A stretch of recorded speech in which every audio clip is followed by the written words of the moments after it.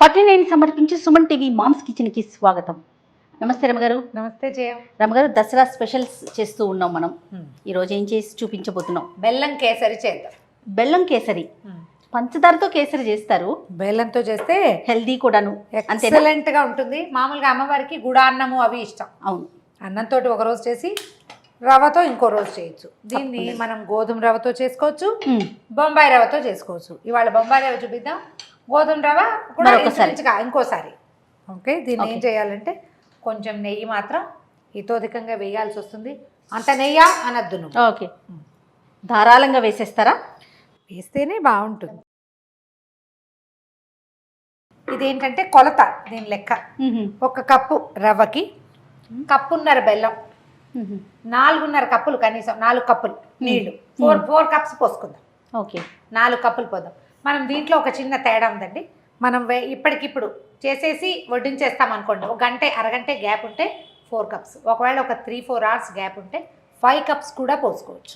అప్పుడు ఇంకా ఈవినింగ్కి పొద్దున్న చేసి సాయంత్రం సర్వింగ్కి కూడా, లేదా సాయంకాలం చేసి రాత్రికి సర్వింగ్ డిన్నర్కి, అప్పుడు కొంచెం ఇంకొక గ్లాస్ అదనంగా పోసుకున్నా కూడా బాగుంటుంది. ఓకే, మనం ఏం చేయాలంటే ఈ రవ్వ వేయించేటప్పుడే కాస్త నీళ్లు పెట్టుకుని పక్కన మరకా చేసుకోవాలి. కాచి పెట్టుకున్న నీళ్ళు పోసుకుంటే స్పీడ్గా అవుతుంది, రవ్వ చాలా మృదువుగా అవుతుంది. చన్నీళ్ళు ఎప్పుడు రవ్వలో పోయకూడదు. ఉప్మాలో కూడా అంతే. అవును, సిమ్లో పెట్టు. ముందు ఏం చేద్దామంటే నెయ్యి పెట్టాం కదా, కాసిన జీడిపప్పులు, తర్వాత కాసిన కిస్మిస్లు, మీకు అలవాటు ఉంటే సారపప్పు, బాదం పప్పు, సీమబాదం పప్పుల్ని నానబెట్టి తొక్క తీసేయాలి, సన్నగా చీలికలు చేసి వేయించేసేయాలి. అవి కూడా వేసుకోవచ్చు.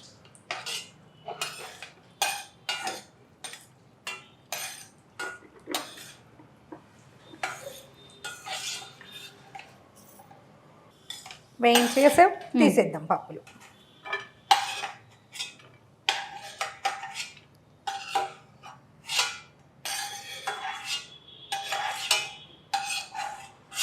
ఓకే, మొత్తం తీసి పక్కన పెట్టుకోవటమేనా? తీసి పక్కన పెడదాం. రవ్వ వేయించి నేతిలో 1 కప్పు రవ్వ వేయించేసుకుందాం. ఇంకా నెయ్యి పడుతుంది, మళ్ళీ వేసుకోవచ్చు. రవ్వ ఎంత వేగితే అంత బాగుంటుంది. అండ్ అరుగుదలలో కూడా తేడా ఉంటుంది. రవ్వ వేగని దాని అరుగుదల వేరు, వేగిన దాని అరుగుదల వేరు. 2 సార్లు కుక్ అవుతుంది, వేగి ఉడుకుతుంది కదా. అవునవును, ఎక్కువ మృదువుగా వస్తుంది, వస్తువు కూడా ఎక్కువ అవుతుంది, ఆట వస్తుంది అనమాట. మనం 1 కప్పు చేస్తే చక్కగా 5 కప్పుల ఇది కనపడుతుంది మనకి. మామూలుగా కూడా మీరు ఒక వీడియోలో కూడా చెప్పారు రమ్మగారు, పాడవకుండా ఉండాలంటే వేయించుకొని డబ్బాలో పెట్టుకుంటే దోరగా వేపుకోవాలి. మంచి స్మెల్ వస్తుందండి, వాసన బాగుంది. మాడినివ్వకండి, చెయ్యి విడవకూడదు. విడిచామా అడుగు పడిపోయి రంగు మారిపోయి బాగుండదు. అవును, వస్తువు అందంగా ఉండదు అనమాట. రవ్వ తొందరగా రంగు మారిపోతుంది. కావాలంటే ఇప్పుడు ఇంకో స్పూను నెయ్యి కూడా యాడ్ చేసుకోవచ్చు. నెయ్యి వేస్తే వేపు బాగుంటుంది, బాగా రుచిగా కుదురుతుంది.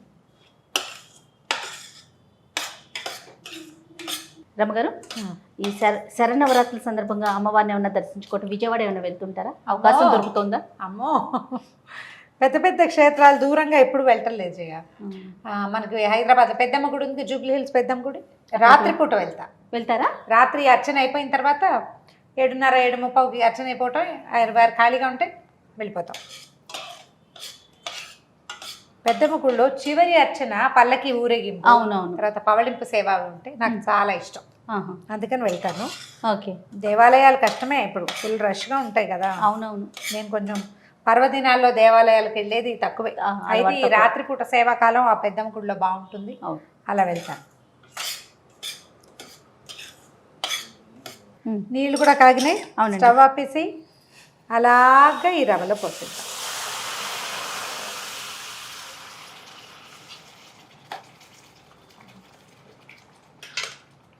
ఒకవేళ ఈ 2 పాత్రలు పెట్టద్దు అలా అనిపిస్తే మీరు ఏం చేయొచ్చు, రవ్వ వేయించి పక్కన పెట్టుకుని, రవ్వ అందులో వేయించి పక్కన పెట్టుకుని, అది చల్లారాక అప్పుడు ఈ నీళ్ళలో, అంటే గిన్నెని మార్చదలుచుకుంటే నీళ్ళ గిన్నెలో వేసుకోవచ్చు, మీ ఓపిక. మనం ఇలా చేస్తున్నాం కాబట్టి ఇది పద్ధతి. వేడి నీళ్ళు పోస్తే రవ్వకి ఉండలు గచ్చకాయలు అవ్వదు, ఇది చక్కగా వస్తుందన్నమాట. ఏ అనుమానము లేదు, దీన్ని సవరించాల్సిన పని లేదు. తాపీగా ఉడకనిద్దాం దీన్ని. ఇది రవ్వ నీరంతా పీల్చాకే మనం బెల్లం కానీ పంచదార కానీ వేసుకోవాలి. చిందులు వచ్చి మీద పడతాయి అనిపిస్తే చక్కగా పర్ఫెక్ట్గా సరిపోయే మూత పెట్టుకుంటే ఒక 5 నుంచి 8 నిమిషాల పాటు ఉడకనిస్తే చాలు, అంతకంటే సమయం పట్టదు. అలాగేనండి. మొత్తం తడి పీల్చేసింది చూడు. అవునండి. ఇప్పుడు ఒక స్పూను నెయ్యి వేద్దాము. ఇప్పుడు 1కి 1.5 బెల్లం, కప్పు రవ్వ కదా, అవును, కప్పున్నర బెల్లం వేద్దాం.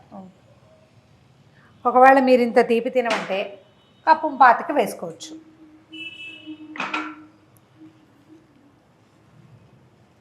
ఒకసారి పైకి కిందకి కదపండి. నేతితోటి ఈ బెల్లము రవ్వ ఉడికి ఎంత ఎక్సలెంట్ వాసన వస్తుందో. నేనేం చేస్తున్నానంటే బెల్లం పొడి ఉంటుంది జయ నా దగ్గర, అవునవును, ఎక్కువగా పొడితో చేసేస్తున్నా. అవును, బాగా దొరుకుతుందండి బెల్లం పొడి. కొంచెం స్పీడ్గా కూడా అవుతుంది. తరిగిన బెల్లం కరగడానికి పాకానికి కొంచెం సమయం తీసుకుంటుంది. ఒకవేళ ఆ బెల్లం ఉంటే కనుక చక్కగా వేసుకోండి. ఖర్జూరపు బెల్లం ఉన్నా కూడా బాగుంటుంది.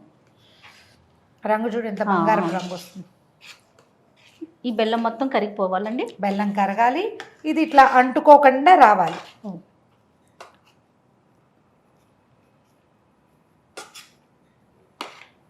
ఇంకొంచెం నెయ్యి వేస్తారా? ఒక స్పూన్ నెయ్యి వడ్డిద్దాం. వీటిల్లో బాగానే పడుతుంది రమ్మగారు నెయ్యి. కేసర్లు రవ్వ ఈ హల్వాలకి కొంచెం నెయ్యి పడుతుంది. దీన్ని నిదానంగా పాకం రానివ్వండి. సాధ్యమైనంత చిన్న మంట సిమ్ము అందులో పెట్టి వదిలిపెట్టేయండి. కాస్త అప్పుడప్పుడు అకేషనల్గానే కాస్త కదిపితే ఏమైనా అడుగున మంట ఎక్కువైన చోట కాస్త అతుక్కోకుండా ఉంటుందన్నమాట. అవును, రవ్వ ఉడకటానికి 5-6 నిమిషాలు తీసుకుంది కదా, అవును, పాకం రావడానికి 8-9 నిమిషాలు తీసుకుంటుంది. కరిగిపోయింది చూడు బెల్లం, కరిగిపోయింది రమ్మగారు మొత్తం. దాదాపుగా కరిగిపోయింది. జయ చూడు వచ్చేసింది. ఇది ఇట్లా పాత్రకు అంటుకోకుండా చూడు. అవునండి, వచ్చేయాలి. కొంచెం త్వరగా కూడా అయిపోయింది రమ్మగారు. అయిపోతుంది. మీరు రుచిని అనుసరించి బెల్లం వేసి 1కి 2 వేసుకునే వాళ్ళు కూడా కనపడతారు జయ. తీయగా ఉంటుంది, నచ్చటం అన్ని బట్టి. అదేలేండి. మనం బాగా ఇంకా నెయ్యి పోసామనుకోండి అప్పుడు 2 వేసుకోవచ్చు. మనం అంత నెయ్యి వేయకపోతే నెయ్యి వేసినట్టు 1.5 వేస్తే సరిపోతుంది. ఓకే, ఇదిగో ఈ కలర్లో వస్తుంది. ఏం చేయాలి? ఫైనల్ టచ్ ఏలకుల పొడి. మన ఇది ఉంటుంది కదా కుంకుమ పువ్వుని వేడి వేడి పాలల్లో నానబెట్టుకోవాలి. ఇందులో వేయదలుచుకుంటే అప్పుడే నిలవ ఉంటుంది. నీటిలో నానబెట్టద్దు, చల్లారిన పాలల్లో కాదు, వేడి పాలల్లో వేస్తే ఇది నిలవ ఉంటుంది. మనం ఇప్పుడు కుంకుమ పువ్వు వేయటలేదు ఇందులో. చూడు ఇందాకటి కంటే పాడంగా వచ్చింది కదా. జీడిపప్పు కిస్మిస్ వేసేద్దాం. ఓకే, అంతే. స్టవ్ ఆపేద్దాము. మనం ఇలా తీసాం కదా, అవునండి. ఇది చల్లారాక కూడా ఇలాగే చక్కగా స్పూన్తో తీసుకునేలాగా ఉంటుంది. ఒకవేళ మీకు 1 గంట 2-3 గంటలు సమయం అమ్మవారి దగ్గర పెట్టడానికి కానీ ప్రసాద వినిమయం కానీ ఉంటే 5 పోసేయండి నీళ్ళు. 1కి 5, మనం 4 పోసాం. ఓకే అండి. ఓకే, ఆపేస్తున్నాను. మన అమ్మవారికి వడ్డించేటప్పుడు మరి కాస్త నెయ్యి వేసి అమ్మవారికి నివేదన చేసేటప్పుడు పైన కొంచెం నెయ్యి వేసి నివేదన చేసుకోవాలి. అలాగే ఒక అరటిపండును కూడా చక్కగా దీంతో పాటు పైన పెడితే చూడడానికి చాలా బాగుంటుంది. అరిటాకు చూస్తేనే ఒక మంచి భావన కలుగుతుందండి. నైవేద్యపు భావన వస్తుంది కదా. అవునవును. ఫ్రెష్ అరిటాకు ఉంటే చక్కగా అమ్మవారికి అందులో నివేదన చేయండి. అప్పుడు ఏ పాత్రలో పెట్టాలి అలాంటి అనుమానాలు కూడా ఉండవు. అవును. ఇదిగో వేడి వేడి బెల్లం కేసరి తయారుగా ఉంది. 1 కప్పు చేస్తే ఇంత అవుతుంది. చక్కగా 1 కప్పు చేసుకుంటే సరిపోతుంది కదా రమ్మగారు. ఒక 4 ఉన్న ఫ్యామిలీకి ప్రసాదం చక్కగా సరిపోతుంది. రైట్ అమ్మగారు. థ్యాంక్ యూ సో మచ్ రమ్మగారు. Thank you Jaya.